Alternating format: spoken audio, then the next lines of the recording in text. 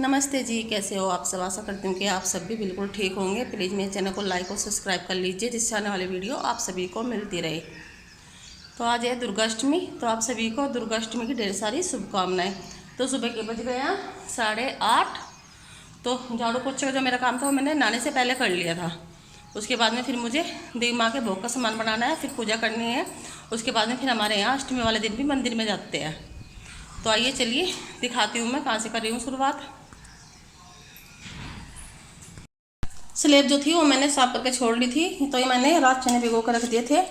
तो इन्हें हलवे के लिए, यानी कि देवी माँ के भोग के लिए, प्रसाद के लिए इन्हें उबालूंगी पहले। तो इतने उबलेंगे। दूसरी गैस पे मुझे बनाना है हलवा और पूरी। हमारे यहाँ सबसे पहले माता के भोग का सामान बनाया जाता है हलवा, पूरी और चने का प्रसाद और आलू की सब्जी, या आप कोई भी सब्जी बना सकते हैं जो जिसमें लहसुन प्याज का इस्तेमाल नहीं होता है। तो यहाँ पर मैंने जो हलवा था वो मैंने बनाकर रख दिया, और चने थे वे भी मैंने माता के भोग के लिए बनाकर एक कढ़ाई में निकाल कर रख दिए हैं।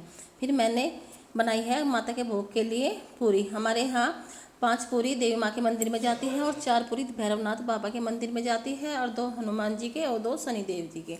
तो हमारे यहाँ गांव में मंदिर है, तो हमारे यहाँ जब घर पूजा कर लेते हैं तो उसके बाद में जो भोग का सामान होता है वो हम देवी माँ के मंदिर में लेके जाते हैं। तो सबसे पहले मैंने माता के भोग का सामान ही बनाना शुरू किया। फिर हमारे यहाँ कन्या जिमाई जाती है, उसके बाद में फिर गाय को जिमाया जाता है। हमारे यहाँ चैत्र शुक्ल पक्ष की अष्टमी होती है, उस दिन ही व्रत खोला जाता है। हमारे यहाँ नवमी में फास्ट नहीं खोलते हैं, यानी कि व्रत अट्ठे वाले दिन ही जो दुर्गाष्टमी होती है उस दिन ही माता को भोग लगाकर फिर हम अपना व्रत खोलते हैं। तो यहाँ पर मैंने माता के भोग के लिए सारा सामान तैयार कर लिया था। फिर मैंने एक थाली में माता के भोग का सारा सामान रख लिया था। सबसे पहले हम माता रानी को भोग लगाते हैं, उसके बाद ही फिर हम देवी माँ के मंदिर में जाएंगे। उसके बाद में फिर हमें कन्या को जिमाना है। तो यहाँ पे मैंने सभी देवी देवताओं को भोग लगा दिया है। भोग में मैंने हलवा और पूरी और चने का प्रसाद रखा है। यहाँ हम भोग में नमक का इस्तेमाल नहीं करते हैं। तो हमारे यहाँ जैसे ही दुर्गा अष्टमी की पूजा की जाती है वही मैं आपके साथ शेयर कर रही हूँ। घर में माता रानी को भोग लगाने के बाद में फिर मैं आ गई थी भैरवनाथ बाबा के मंदिर में। तो यहाँ पर ये है भैरवनाथ का मंदिर। तो सबसे पहले मैं भैरवनाथ के मंदिर में भोग लगाऊंगी, दीपक जलाऊंगी और धूप बत्ती, और जो मैंने भोग की पूरी ला रखी है भैरवनाथ जी की वो भी मैं यहाँ पर रख दूँगी। हमारे यहाँ जो पूरा गांव है वो ऐसे ही चैत्र में भी नवरात्रे आते हैं, और सोच वाले नवरात्रों में भी पहले नवरात्रों को भी मंदिर में जाते हैं, और जिस दिन अष्टमी होती है उस दिन भी हमारे यहाँ देवी के मंदिर में जाया जाता है, और भैरवनाथ के मंदिर में भी। कमेंट करके बताना कि आपके वहाँ पे भी दुर्गाष्टमी के दिन या पहले नवरात्रे के दिन मंदिर में जाते हैं, ऐसे ही पूजा करते हैं। तो हमारे यहाँ तो गाँव में जैसे पूजा करते हैं वही मैं आपके साथ शेयर कर रही हूँ। तो यहाँ भैरवनाथ जी के मंदिर के बराबर में ही बनवा रखा है हनुमान जी का मंदिर। तो फिर मैंने हनुमान जी को भी भोग लगा दिया था, और सीता, राम, लक्ष्मण और भरत इन सब को भी मैंने भोग लगा दिया था और तिलक भी लगा दिया था। उसके बाद में फिर मुझे जाना है देवी माँ के मंदिर में, वो थोड़ी दूरी पे ही है।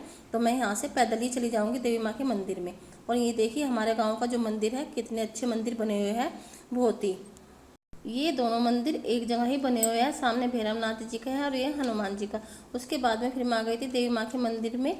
ये थोड़ी दूरी पे ही है देवी माँ का मंदिर, इतनी दूरी पे नहीं है। और ये देखिए हमारा देवी माँ का मंदिर कितना बड़ा है और कितना सुंदर है, बहुत ही सुंदर देवी माँ का मंदिर है हमारे यहाँ।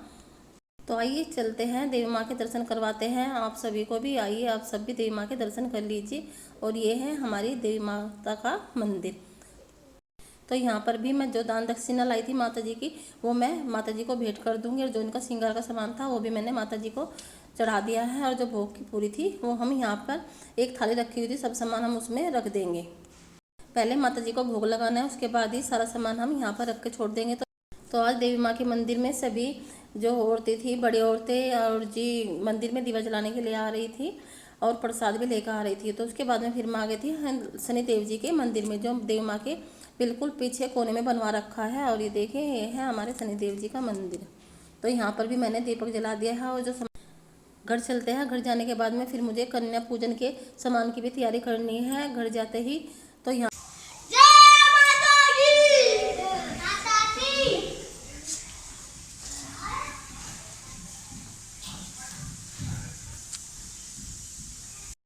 तो हमारे यहाँ जब कन्या आते हैं तो सबसे पहले उनके चरण पानी से धोए जाते हैं, फिर उन्हें तिलक किया जाता है।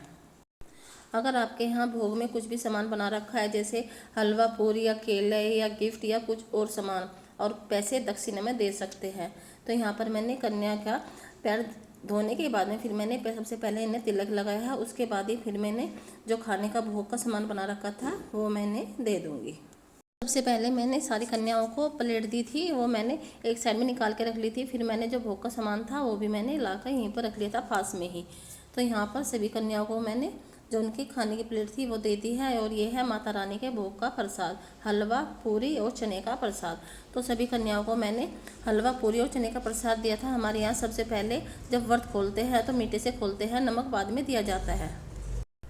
आपके यहाँ कैसे मनाते हैं तो कमेंट करके और मैसेज करके ज़रूर बताना कि आपके यहाँ अष्टमी के दिन कन्या पूजा कैसे की जाती है और देवी माता के व्रत में क्या क्या सामान बनाया जाता है भोग में। तो हमारे यहाँ जो भोग में सामान बनाया था वही मैंने आपको दिखा दिया है, और जो मैंने कन्या को खिलाया है वो भी। ये छोटी छोटी जो देवी माँ के 9 रूप की कन्या है, ये कहीं घट जाती हैं तो ये थोड़ा थोड़ा ही खाना खाती है, ज़्यादा कुछ नहीं खाती है, बस थोड़ा थोड़ा कह रही थी। तो मैंने इनके खाने की प्लेट थी जो उसमें थोड़ा थोड़ा सामान भोग का इनके पास में रख दिया था। और उसके बाद में फिर मुझे इन्हें दक्षिणा देनी थी, जो मैंने पैसे में दक्षिणा दिए हैं।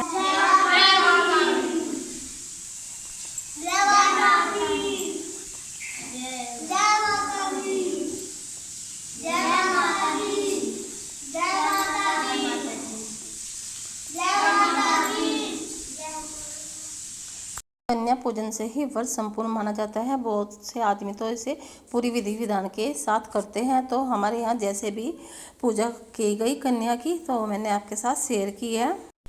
दुर्गा अष्टमी के दिन अगर आपने कन्याओं को प्रसन्न कर लिया तो देवी माँ अपना आप ही प्रसन्न हो जाती है, वो अपने भक्तों की मनोकामना को पूरी करती है। तो यहाँ पर मैंने सभी बच्चों को दक्षिणा दे दी थी।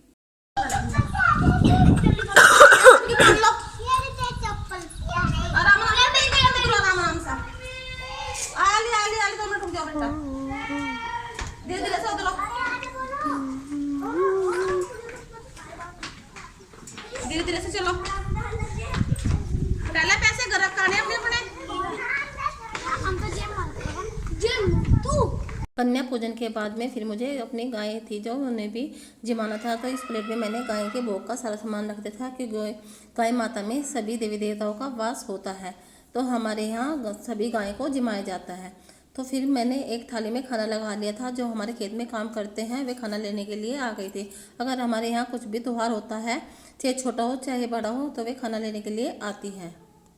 जो हमारे घर में काम करते हैं या खेत में काम करते हैं तो सभी के सभी त्यौहार वाले दिन, अगर चाहे हम छोटा त्यौहार मनाए या कोई बड़ा, तो वे खाना लेने के लिए आते हैं। तो यहाँ पर आ गई थी ये ताई जी। तो ये खाना अपने एक परात लेकर आते हैं और एक डब्बा और एक कटोरा। तो ये हमारा जो पूरा परिवार है उस पूरे परिवार में से ही सभी के यहाँ से अष्टमी वाले दिन भी खाना लेकर जाएंगी, तो इसलिए ये परात लेकर आती है। तो यहाँ पर मैंने जो इनका खाने का सामान लेकर आई थी वो मैंने सारा इन्हें दे दिया था। तो फिर इन्होंने एक पन्नी ली थी, इस पन्नी में ये जो पूरी होगी ज़्यादा तो इस पन्नी में कर लेंगी। तो दुर्गाष्टमी के दिन हमारे यहाँ सबसे पहले तो घर में भोग लगाते हैं, जो भोग का सामान होता है। फिर हम मंदिर में जाते हैं, जो हमारे गाँव का देवी माँ का मंदिर है, और फिर कन्या जमाते हैं और फिर गाय। और जो हमारे यहाँ खेत में काम करते हैं फिर वे भी खाना लेने के लिए आते हैं। तो जो कुछ था मैंने आपको आज अपनी वीडियो में सारा दिखाया कि हमारे यहाँ गांव में दुर्गाष्टमी कैसे मनाई जाती है। तो कमेंट करके ज़रूर बताना कि आपके यहाँ दुर्गाष्टमी कैसे मनाई जाती है और सामान खाने में क्या क्या दिया जाता है।